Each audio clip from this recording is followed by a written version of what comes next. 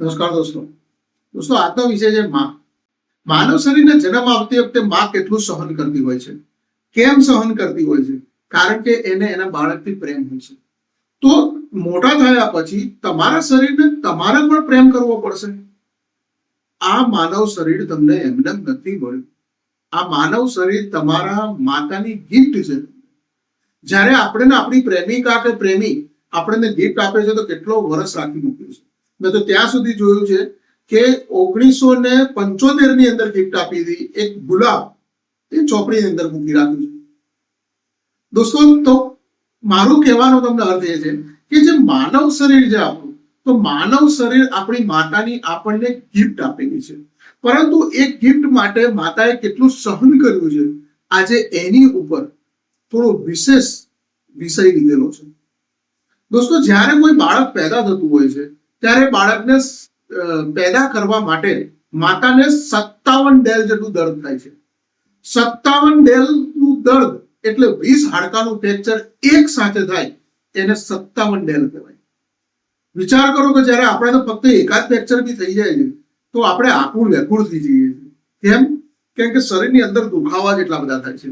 તો જ્યારે 20 હાડકાનું ફ્રેક્ચર એક સાથે થાય ત્યારે શું માં ઉપર વીતતી હશે? એ જીવન મરણ વચ્ચે હોય છે, છતાં પણ કુદરતે એને સ્પેશિયલ તાકાત આપી છે કે આ દર્દ પણ એ સહન કરી જાય છે.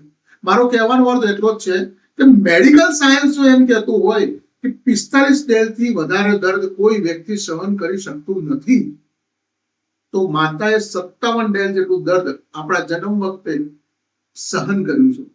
તો દોસ્તો, આપણી બી આ નૈતિક ફરજ છે કે આપણે આ માનવ શરીરને સાચવીએ.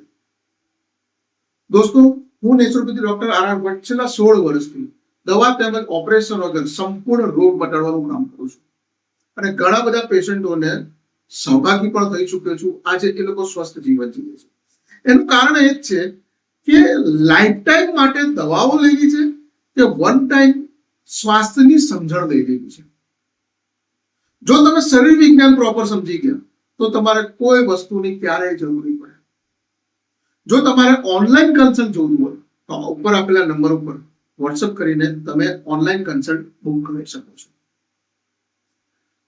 દોસ્તો, મારો ઉદ્દેશ એ છે કે દવા વગર અને ઓપરેશન વગર સંપૂર્ણ સ્વાસ્થ્ય શક્ય છે, એની સંપૂર્ણ જાણકારી તમારા લોકો સુધી પહોંચાડવી. અંતે દોસ્તો, જય હિન્દ, વંદે માતરમ અને આપની જનતાને મારા હૃદયના સાચા ભાવથી ઊંડાણથી નમસ્કાર.